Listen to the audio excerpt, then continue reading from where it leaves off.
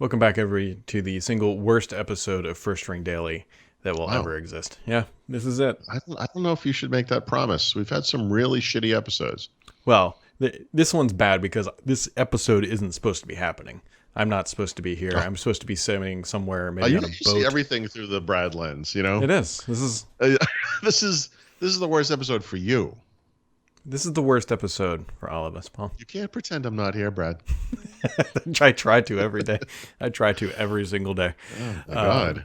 Yeah, so I was supposed to be, um, I was supposed to be hanging out with George right now, and the Ronas has struck again, and too many different ways I'm a of little not bit just, like George. I have gray hair. I yeah, don't live on the water yeah. in a sunny state, but okay, I'm not really that much like George. There's too many risks involved of not necessarily contracting it, but just like it's supposed to be that if you go out of the state and then you go to a place that's high risk, which Alabama is, but I wasn't worried about George's house. And then you come back, you're supposed to quarantine for 2 weeks, which coincidentally overlaps with things involving my wife's career and other stuff. And it was just, You should have went sooner, yeah. big dummy. Well, Paul, unlike some people, maybe not people listening to this, I'm trying to do the right thing and keep us all healthy. That's the whatever. No, you are doing the right thing, and Yeah. it's No. unfortunate It was because of your wife's job, of course. right. It wasn't the And by the way, and I said this to you privately. I mentioned what you were doing to my wife, and I said the same thing to her. yeah. I fucking can't stand Brett. No, no, I said, going down there, staying with George would be perfectly, Yeah. yeah, it would be fine. It wasn't. It'd be, And George it's a is good probably thing watching this. Like, George, it's not you. It's yeah, yeah. anyways. No, yeah. Anyways, it's We the all EU. have people, we trust and know, and Yeah. like I said, I've got friends who are going to visit us next week, I guess, and same deal. Anyways, it's the EU. Is where Slack has decided to go to file its complaint. Not surprisingly, not the New York Times or the London Times or whatever, the Sunday Times, whatever they call it, their newspaper over there. They didn't publish any full page ads, but they're going to go after Microsoft in the EU courts, which Yeah, and that's a discussion. I mean, I it know is. people are going to fall on this one way or the other, and I got to say there's a lot about how do I say this, but like I've complained about getting up in the morning and having to go through the site comments, right? I see a lot of really narrow-mindedness, and it bothers me, and it bothers me that there are people who are like, oh, Microsoft, this is ironic, Microsoft's getting their just desserts. They did all this terrible stuff. They're ratting on Apple, and now they're getting an antitrust again. And it's like, guys, seriously, nobody complains about Microsoft more than I do. This is a completely different company than Big it facts. was. Completely different company. That said, are they integrating Teams into Microsoft 365? Absolutely. Does that give them an advantage over Slack that can't do this? Absolutely. Is it illegal? That's the debate. I mean, is this the same old belligerent Microsoft of the 1990s? No. Mm-hmm. No. And by the way, it doesn't help Slack that this is happening, that they decided to do this in a pandemic Yeah. when Teams usage has artificially exploded. And a lot of those companies are going to stick with it, of course, because I think one of the big things we learn here is that some of this stuff works pretty well. And even when the world goes back to semi-normalness, and whatever that means, we're going to still use a bunch of this stuff, There's a couple things, I think, more than a couple, that are probably working against Slack on this. One being Skype for Business. Like, this isn't some new, like, Teams isn't brand new. Well, they had a isn't, communication and collaboration tool. It was no, just you're not right. And great. it goes even beyond that. I mean, I can't remember the names of all these things, but there was like an office communications server product that had Lynx was one of the names, remember? Lync, rather, Lync. This stuff, that goes back over a decade for sure. The thing is, Slack is a very specific kind of a tool. It's a chat-based collaboration tool. And yes, we have used Windows Live Messenger over the years, Skype for Business. You and I and others who work together chat. What differentiates Slack from that stuff? Honestly, I can't even say. I don't know. It is very obvious that Teams was designed to be Slack. Yeah. Right? To There's take no doubt on about what it. Yep. Yep. And then Microsoft being Microsoft, they really piled it on. and it took over for Skype for Business, like you said, and it may someday take over for Skype, which is kind of messed up. But is it illegal? Yeah, I mean, that's are they so dominant in some market, the enterprise, I guess, that this constitutes an illegal act of tying, product tying? I don't know. That's the debate, right? My gut feeling is no. Yeah. And I think, for example, I always use the Apple example now because it's so perfect, and Apple is such a terrible company. But like, if you want to put an app on iOS, you got to go through Apple. You got to go through their payment system if you want to have a paid product. There is a funnel that goes down to a one-lane road, and it's through Apple. That's it. On the enterprise, companies are free to mix and match. They're free solutions they can use. They do whatever they want.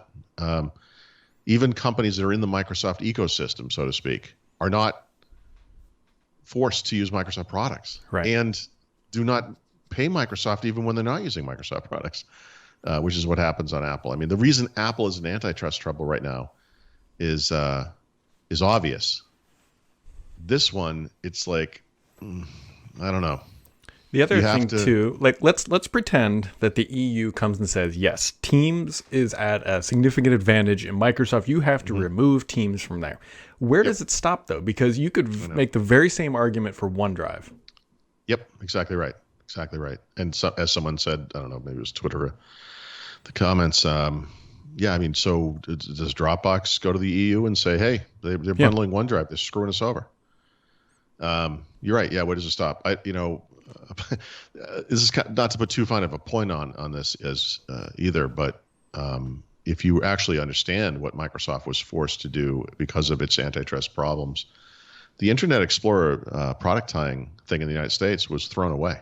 They were ultimately found not guilty of that. That's the one everyone holds up as an example here, including Slack. If you look at the EU, there were, as I recall, 3 specific things around what they called middleware, which was a form of product tying, documentation, which has nothing to do with anything anymore, and then the program defaults. And Microsoft had that ballot box. They made versions of Windows that didn't have media player, and I think the Messenger app actually, I think was one of them, and the browser, right? I think stuff like that. Whatever the N editions were, I can't remember anymore. And the K editions, by the way, in South Korea as well, same kind of problem. But Microsoft could make a version of Microsoft 365 that doesn't have Teams. I mean, what is that? Does that solve a problem for anybody? I don't know. Does Teams only become in a version of Microsoft 365 that you have to pay $5 extra for or something? I mean, I don't know how you delineate this. Yeah, we will see. Yeah, we will see. It's definitely a big one. And then the other big thing, obviously, that happened yesterday was the Xbox event, where Microsoft was, showing off some of their games. Yeah. So did you watch the Sony one before, right? I did. Similar Sony event. And what was your takeaway from this? My takeaway from this was a big win for Game Pass. Like that, it really showed off that Game Pass is a great value. So. Yep. Other than that, the Halo didn't really do much for me. It seemed a little lackluster. Yeah, I thought so too. And then, so games, not all games. There's different kinds of games, obviously, but a lot of games now are basically interactive stories, right? And I don't remember the names of all these games, but they were like these kind of scary drama things and people walking around and talking to each other. And ultimately, even like if you played the single player campaign in the recent Call of Duty game, or the Halo campaign will be like this, of course, it's basically an interactive story.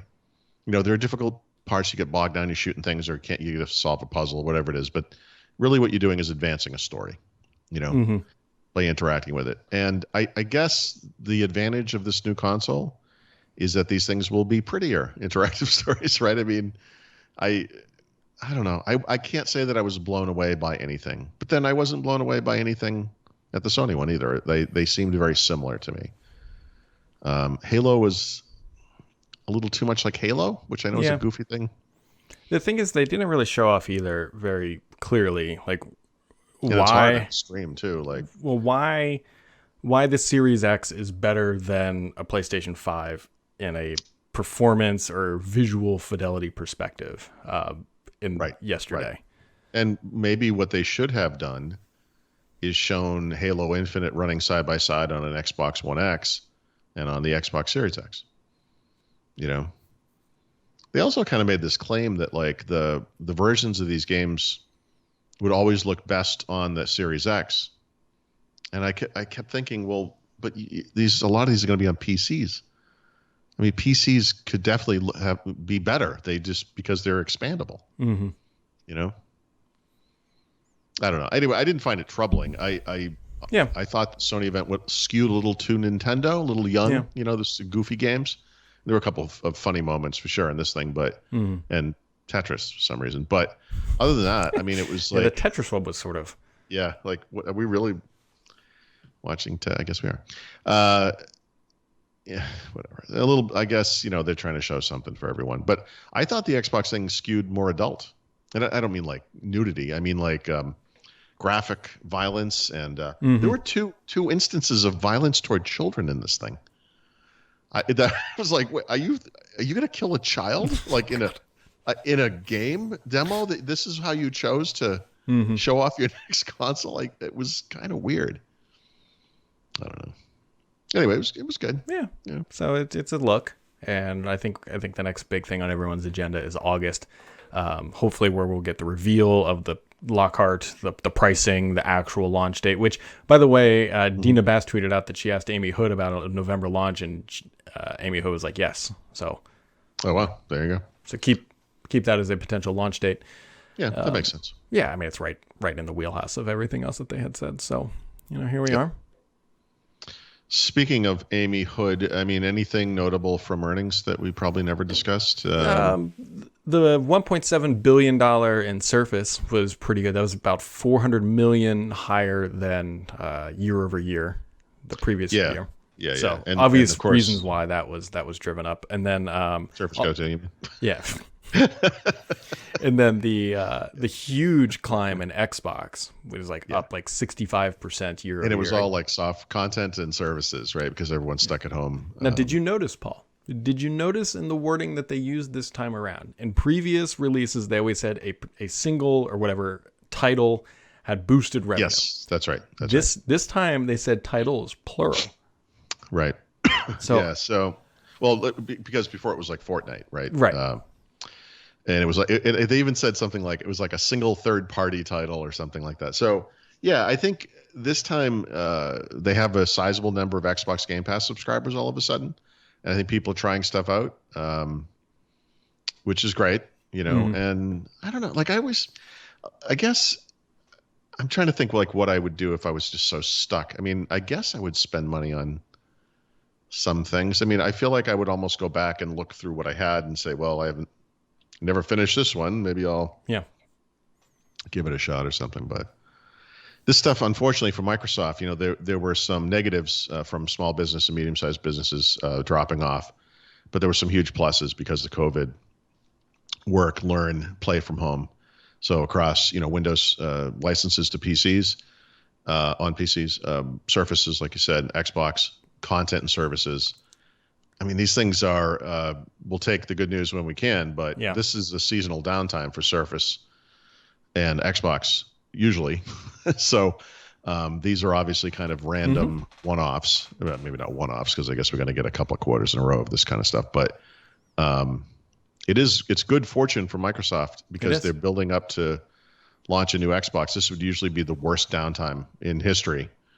No one would be buying consoles now anyway. And now people are playing, we got nothing to do, so we're playing games. Yeah, it's good timing.